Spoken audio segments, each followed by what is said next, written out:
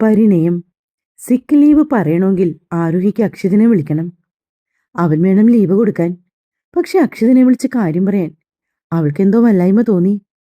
നന്ദകിഷോറിനെ വിളിച്ചു നോക്കാം. സാർ എന്തു പറയുന്നു നോക്കിയിട്ട് ബാക്കി. അവൾ ഫോണെടുത്ത് നന്ദകിഷോറിനെ കോൾ ചെയ്തു. ഹലോ. ഹലോ സർ, ഇത് ആരോഹിയാണ്. ഗുഡ് മോർണിംഗ് ആരോഹി. Good morning sir. എന്താ ആരോഹി ഈ നേരത്തെ വിളിച്ചത്? നന്ദകിഷോർ ഓഫീസിലേക്ക് പോകാൻ റെഡി ആവുകയായിരുന്നു ആ സമയം. സർ, എനിക്ക് വല്ലാത്ത ഹെഡേക്കും ബോഡി പെയിനും. എന്തുപറ്റി ആരോഹി? അത് ഇന്നലെ ഞാൻ ചെറുതായി മഴ നനഞ്ഞിരുന്നു. ഓഫീസിൽ നിന്ന് ഇറങ്ങിയപ്പോൾ മുതൽ മഴയായിരുന്നു. അതുകൊണ്ടാണ് തോന്നുന്നു സർ. ഇതൊക്കെ സൂക്ഷിക്കണ്ടേ സർ? ഇന്നെനിക്കൊരു ദിവസം സിക്ക് ലീവ് അലോ ചെയ്യാമോ? ആരോഹി അല്പം മടിയോട് ചോദിച്ചു. നന്ദകിഷോർ അല്പനേരം ആലോചനയോടെ നിന്നു. ആരോഹി, മറ്റേത് എംപ്ലോയീസിനാണെങ്കിലും എനിക്ക് സ്ട്രെയിറ്റ് ആയിട്ട് അലോ ചെയ്യാവുന്നതാണ്. ഇതിപ്പോ താൻ അക്ഷയ് സാറിന്റെ PS അല്ലേ? അതുകൊണ്ട് സാറിനോടൊന്ന് വിളിച്ച് ചോദിക്കുന്നതായിരിക്കും ബെറ്റർ. നന്ദകിഷോർ അത് പറഞ്ഞതും ആരോഹി എന്ത് ചെയ്യണമെന്നറിയാതെ പരിങ്ങി. സാറിന്റെ നമ്പർ ഉള്ളതല്ലേ? Yes sir. എങ്കിൽ സാറിനെ വിളിക്കും. Okay sir. പറഞ്ഞുകൊണ്ടവൾ നന്ദകിഷോറിന്റെ കോൾ കട്ട് ചെയ്തു. കുറച്ചുനേരം ഫോണുമായി ആലോചനയോടെ നിന്നതിന് ശേഷം ആരോഹി ഒടുക്കം അക്ഷതിനെ വിളിക്കാൻ തന്നെ തീരുമാനിച്ചു. അക്ഷിതും ഓഫീസിൽ പോകാൻ തയ്യാറെടുക്കുകയായിരുന്നു. ആ സമയം മേശയുടെ മുകളിലിരുന്ന് ഫോൺ റിങ് ചെയ്തതും അവനത് എടുക്കാൻ വേണ്ടി വന്നു. പതിവില്ലാതെ ആരോഹിയുടെ ഫോൺ കോൾ വരുന്നത് കണ്ടതും അക്ഷിതിന്റെ ചുണ്ടിലൊരു ചിരി മിന്നി മാഞ്ഞു. എന്നാൽ പൊടുന്നനെ അവിടെ ഒരു ഗൗരവം സ്ഥാനം പിടിച്ചു. ഹലോ. അക്ഷിതിന്റെ പരുക്കനായ ശബ്ദം കാതിൽ പതിഞ്ഞതും ആരോഹി ഉമിനീരിറക്കിക്കൊണ്ട് നിന്നു. മറുഭാഗത്ത് നിന്നും പെട്ടെന്നൊരു മറുപടി വന്നില്ല. ഹലോ, ആരോഹി കേൾക്കുന്നില്ലേ? സർ. സാർ, ഇന്നെനിക്ക് വയ്യ. എനിക്കൊരു സിക്ക് ലീവ് തരാമോ? പതുങ്ങിയാണ് ആരോഹി ചോദിക്കുന്നത്. നന്നേ പതിഞ്ഞുപോയ അവളുടെ ശബ്ദം കാതിൽ പതിഞ്ഞതും അക്ഷയതിനെന്തോ പന്തികേട് തോന്നി. ഇനിയൊരു പക്ഷേ ഇന്നലെ അങ്ങനെയൊക്കെ നടന്നതുകൊണ്ട് അവൾ തന്റെ മുമ്പിൽ വരാൻ മടിയോടെ മനഃപൂർവ്വം പറയുന്നതാണോ ഇതൊക്കെ എന്നാണ് അവൻ ചിന്തിച്ചത്. അക്ഷതിന്റെ മുഖഭാവം നിമിനേരം കൊണ്ട് മാറി മറിഞ്ഞു. ആരോഹി, താനിപ്പോ ജോലിക്ക് കയറിയിട്ടല്ലേ ഉള്ളൂ. തൽക്കാലം ലീവ് തരാൻ ഒരു നിർവാഹവുമില്ല. ഇനി ഞാനും ഓഫീസിൽ കാണില്ല. 1-2 ക്ലയന്റ് വരും. അതുകൊണ്ട് എത്രയും പെട്ടെന്ന് ഓഫീസിൽ വരാൻ നോക്ക്. അത്രയും പറഞ്ഞ് ദേഷ്യത്തോടെ അക്ഷിത് ഫോൺ കട്ട് ചെയ്തതും ഇനി എന്ത് ചെയ്യണമെന്നറിയാതെ ആലോചനയോടെ അവിടെ തന്നെ നിന്നുപോയി ആരോഹി. അക്ഷിതിന്റെ ദേഷ്യം അവൾക്ക് നന്നായി അറിയാവുന്നതാണ്. ഇതിനോടകം തന്നെ ആരോഹിക്കത് മനസ്സിലായിട്ടുണ്ട്. അക്ഷിത് തന്നെ തെറ്റിദ്ധരിച്ചിട്ടുണ്ടാകും എന്ന് അവൾക്ക് തോന്നി. ഇനി തന്റെ ഭാഗം ന്യായീകരിക്കണമെങ്കിൽ താൻ നേരിട്ട് ചെല്ലേണ്ടി വരുമെന്ന് ഉറപ്പായതോടെ അവൾ അലമാരയിൽ നിന്നൊരു കോട്ടന്റെ ചുരിദാറും എടുത്തിട്ടുകൊണ്ട് ഫ്രഷ് ആവാൻ കയറി. വലിയ ചമയങ്ങളൊന്നുമില്ലാതെ മുടി ഒതുക്കി കെട്ടിവെച്ചുകൊണ്ട് താഴേക്ക് ഇറങ്ങി ചെന്നു. അവൾ ഇന്ന് പോകുന്നില്ലാത്തത് കൊണ്ട് തന്നെ വസുത അവൾക്ക് വേണ്ടി ലഞ്ചൊന്നും എടുത്തിട്ടില്ലായിരുന്നു. അതേസമയം ഓഫീസിലേക്ക് പോവാൻ തയ്യാറായി ഇറങ്ങി വരുന്ന ആരോഹി വസ്തി ഒന്ന് സൂക്ഷിച്ചു നോക്കി. എന്തുപറ്റി മോളെ, നീ ഇന്ന് ലീവ് പറഞ്ഞില്ലേ? ലീവ് പറഞ്ഞമ്മേ. പക്ഷെ എന്തോ സാറിനൊരു ഇമ്പോർട്ടന്റ് മീറ്റിംഗ് ഉണ്ടെന്ന്. അതുകൊണ്ട് ഞാൻ ചെല്ലാതിരുന്നാൽ അതൊക്കെ അവതാളത്തിലാകും. അക്ഷതി ലീവ് കൊടുത്തില്ല എന്ന് ആരോഹിക്ക് വസ്തിയോട് പറയാൻ ഒരു ചമ്മൽ തോന്നി. അതുകൊണ്ട് വായിൽ തോന്നി ഒരു കള്ളം പറഞ്ഞവൾ. മോളെ, എങ്കിൽ പിന്നെ മീറ്റിംഗ് രാവിലെ ആണെങ്കിലേ നീ സാറിനോട് ചോദിച്ച് ഉച്ചയ്ക്ക് ശേഷം വരാൻ നോക്ക്. ഈ വയ്യായികയും വെച്ച് അവിടെ ഇരുന്നിട്ട് പനി കൂടിയാൽ എന്ത് ചെയ്യും? ഒന്നാമത് സിസ്റ്റത്തിലൊക്കെ നോക്കുമ്പോ തന്നെ തലവേദന എടുക്കും. അതിന്റെ കൂടെ വയ്യായികം കൂടി ആണെങ്കിൽ പറയണ്ട. വസുത പറഞ്ഞതും ആരോഗ്യമൊന്നും മൂളിക്കൊണ്ട് പോകാനിറങ്ങി. വയ്യാത്തത് കൊണ്ട് തന്നെ അവൾ അന്ന് ബസ്സിലാണ് പോയത്. തലവേദന കാരണം ഇടയ്ക്കൊക്കെ അവളുടെ മിഴികൾ ചുരുങ്ങി, നെറ്റി ചൊളിഞ്ഞു. ഓഫീസിലേക്ക് കയറി വരുന്നവളെ കണ്ട് നന്ദകിഷോർ അവൾക്ക് അടുത്തേക്ക് വന്നു. എന്തുപറ്റി ആരോഹി? സാർ ലീവ് തന്നില്ലേ? ആരോഹിയുടെ ക്ഷീണം അവളുടെ മുഖത്തേക്ക് നോക്കുമ്പോൾ തന്നെ അറിയാവുന്നത് കൊണ്ട് നന്ദകിഷോർ അലിവോടെ അവളോട് ചോദിച്ചു. ഇല്ല സർ, ലീവ് കിട്ടിയില്ല. ഇന്ന് മറ്റെന്തൊക്കെയോ കാര്യങ്ങളുണ്ട്. അതുകൊണ്ട് വന്നേ പറ്റൂന്നാണ് അക്ഷയ് സാർ പറഞ്ഞത്. ആണോ? സാരമില്ല. താനെന്തായാലും നോക്കു കേട്ടോ. ഉച്ചവരെയായിട്ടും കുറവില്ലെങ്കിൽ നമ്മുടെ മെഡിക്കൽ ടീമിനെ തന്നെ വിളിക്കാം. അവർ വന്നൊന്ന് ചെക്ക് ചെയ്യട്ടെ. എന്നിട്ടും കുറഞ്ഞില്ലെങ്കിൽ നമുക്ക് നേരെ ഹോസ്പിറ്റലിലേക്ക് പോകാം. അല്ലെങ്കിൽ വീട്ടിലേക്ക്. എങ്ങനെയാണെന്ന് വെച്ചാൽ നോക്കാം. നന്ദകിഷോർ പറഞ്ഞതും ആരോഹിക്ക് സമാധാനം തോന്നി. അയാളെ നോക്കി ഒന്ന് തലയാട്ടിക്കൊണ്ട് ആരോഹി നേരെ പോയി പഞ്ച് ചെയ്ത ശേഷം ലിഫ്റ്റിനടുത്തേക്ക് നടന്നു. അവൾ അകത്തേക്ക് കയറി വരുമ്പോൾ അക്ഷിത അവിടെ ഇരിക്കുന്നുണ്ടായിരുന്നു. Good morning sir. അത്രയും പറഞ്ഞ് അവന്റെ മുഖത്തേക്കൊന്ന് നോക്കുക പോലും ചെയ്യാതെ അവൾ നേരെ സ്വന്തം സീറ്റിലേക്ക് പോയിരുന്നു. എന്തോ അവളുടെ ആ രീതി അക്ഷിതിനൊട്ടും ഇഷ്ടപ്പെട്ടില്ല. അവൾ സിസ്റ്റം ഓണാക്കി. എന്തൊക്കെയോ മെയിൽ വന്ന് കിടപ്പുണ്ട്. അക്ഷിതിന്റെ ദേഷ്യം മുഴുവനും അന്ന് അവൾക്ക് ചെയ്തു തീർക്കാനുള്ള വർക്കിന്റെ രൂപത്തിലായിരുന്നു അവളിലേക്ക് എത്തിയത്. വാ തുറന്നവനൊരു അക്ഷരം മിണ്ടിയില്ലെങ്കിൽ പോലും ഇന്ന് ഒരു ദിവസം കൊണ്ട് അവൾക്ക് ചെയ്തു തീർക്കാൻ കഴിയാത്തത്രയും വർക്ക് ഉച്ചയ്ക്ക് മുമ്പ് ഫിനിഷ് ചെയ്യണമെന്ന് ഒരു ഓർഡർ കൂടി കൊടുത്തതോടെ ആരോഹി ആകെ ആശയക്കുഴപ്പത്തിലായി. സാർ എന്തിനാണ് തന്നോട് ഇത്രയും ദേഷ്യം കാണിക്കുന്നത്? സാറ് തന്നെയല്ലേ ഇന്നലെ വായി തോന്നിയതൊക്കെ പറഞ്ഞതും ഇവിടെ നിന്ന് ഇറങ്ങിപ്പോയതുമല്ല. മറിച്ചൊരക്ഷരം പോലും താൻ പറഞ്ഞിട്ടില്ല. പിന്നെ എന്തിനാണ് ഈ ദേഷ്യം? ആരോഗ്യാണെങ്കിൽ അല്പനേരം തലയ്ക്ക് കൈകൊടുത്തുകൊണ്ട് ഓർത്തു. അതേസമയം അക്ഷയുടെ മനസ്സിൽ നിറഞ്ഞു നിന്നത് സിദ്ധാർത്ഥും ആരോഹിയും തമ്മിൽ ഒന്നിച്ച് ചിരിച്ചുകൊണ്ട് നിൽക്കുന്ന ഫോട്ടോയായിരുന്നു.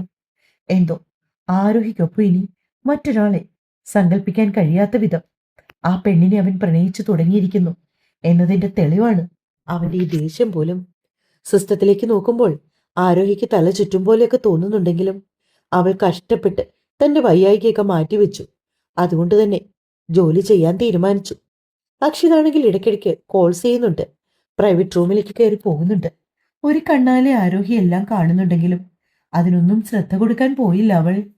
ഇടയ്ക്ക് എപ്പോഴോ അക്ഷിത് പറഞ്ഞ എന്തോ ഒരു റിപ്പോർട്ട് കളക്ട് ചെയ്യാൻ വേണ്ടി അവൾക്ക് ഫയൽ റൂമിൽ വരെ പോകേണ്ടി വന്നു. ഫയലും എടുത്ത് മടങ്ങി വരുംവഴി അവൾക്ക് തല ചുറ്റുന്നുണ്ടായിരുന്നെങ്കിലും എങ്ങനെയോ ഒരുവിധം സീറ്റിലേക്ക് വന്ന് എത്തി നിന്നവൾ.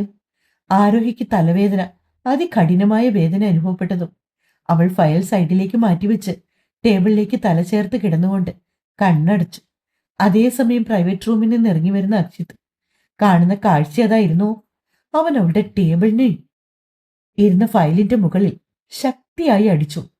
ഞെട്ടലോടെ ആരോഹി മുഖമുയർത്തി അക്ഷിതിനെ നോക്കി. കമ്പനി ശമ്പളം തരുന്നത് ഇവിടെ വന്നിരുന്ന് ഉറങ്ങാനല്ല.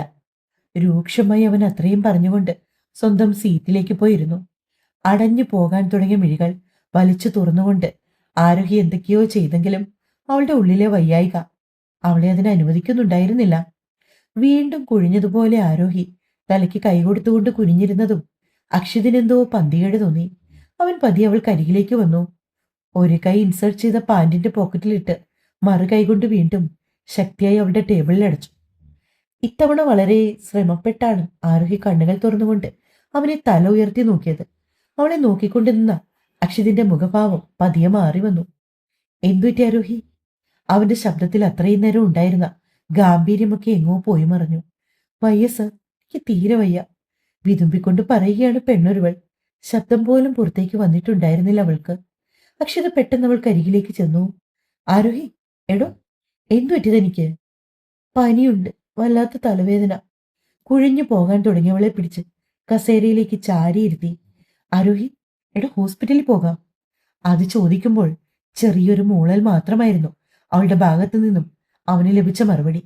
എണീക്ക്, നമുക്ക് ഹോസ്പിറ്റലിൽ പോകാം. വയ്യസ്, എനിക്ക് വയ്യ, ഒന്ന് എണീക്കാൻ പോലും ആവാതെ. അവൾ കുഴിഞ്ഞു പോയിരുന്നു. പെട്ടെന്ന് തന്നെ അക്ഷിത് ഫോണെടുത്ത് നന്ദകിഷോറിനെ വിളിച്ചു. Nandakishore, come to my cabin with a medical team. Akshit അങ്ങനെ പറഞ്ഞപ്പോൾ തന്നെ നന്ദകിഷോറിന് മനസ്സിലായിരുന്നു ആരോഹിക്ക് പെട്ടെന്ന് എന്തോ വയ്യായിക വന്നുവെന്ന്. അവരവരുടെ മെഡിക്കൽ ടീമുമായി അക്ഷിതിന്റെ ക്യാബിനിലേക്ക് ചെന്നു. ഒരു ഡോക്ടറും 2 ഹെൽപ്പേഴ്സുമായിരുന്നു ആ ടീമിൽ ഉണ്ടായിരുന്നത്. കമ്പനി തന്നെ സാലറി കൊടുത്ത് നിർത്തിയിരിക്കുന്ന സ്റ്റാഫുകളാണവർ. പെട്ടെന്ന് എന്തെങ്കിലും മെഡിക്കൽ എമർജൻസി വരുവാണെങ്കിൽ ഒരു സഹായത്തിനു വേണ്ടി ഉള്ളവരാണവർ. ഡോക്ടർ സൂസൻ ആരോഹിയുടെ നെറ്റിയിലും കഴുത്തിലുമെല്ലാം തൊട്ടു നോക്കുന്നുണ്ടായിരുന്നു. നല്ല രീതിയിൽ തന്നെ അവളെ പനിക്കുന്നുണ്ട്. അവരവളുടെ ടെമ്പറേച്ചർ ചെക്ക് ചെയ്തു. 102 ഡിഗ്രി പനിയുണ്ടെന്ന് മനസ്സിലാക്കിയതും അവർ പെട്ടെന്ന് അക്ഷിതിനെ നോക്കി. സർ, എത്രയും പെട്ടെന്ന് ഈ കുട്ടിയെ നമുക്ക് ഹോസ്പിറ്റലിലേക്ക് കൊണ്ടുപോകണം. പിന്നെല്ലാം വേഗത്തിലായിരുന്നു. ആരോഹിക്ക് തനിയെ നടക്കാൻ കഴിയുമെന്ന് പറഞ്ഞതുകൊണ്ട് തന്നെ അവർ ആംബുലൻസും കാര്യങ്ങളും ഒന്നും തന്നെ വിളിച്ചില്ല. സൂസനും മറ്റു ലേഡി സ്റ്റാഫും ചേർന്ന് അവളെ താങ്ങി പിടിച്ചു. അക്ഷിതിന്റെ വണ്ടിയിലാണ് ആരോഹിയെ ഹോസ്പിറ്റലിലേക്ക് കൊണ്ടുപോയത്. കാറ് ഡ്രൈവ് ചെയ്തതും അക്ഷിത തന്നെയാണ്. ഇടയ്ക്കിടയ്ക്ക് മെഡിക്കൽ ടീമിനൊപ്പം കാറിന്റെ ബാക്ക് സീറ്റിലിരിക്കുന്ന ആരോഹിയിലേക്ക് അക്ഷിതിന്റെ ശ്രദ്ധ പാളി വീഴുന്നുണ്ടായിരുന്നു. അവനാണെങ്കിൽ വല്ലാത്ത കുറ്റബോധവും നിരാശയും ഒക്കെ തോന്നി.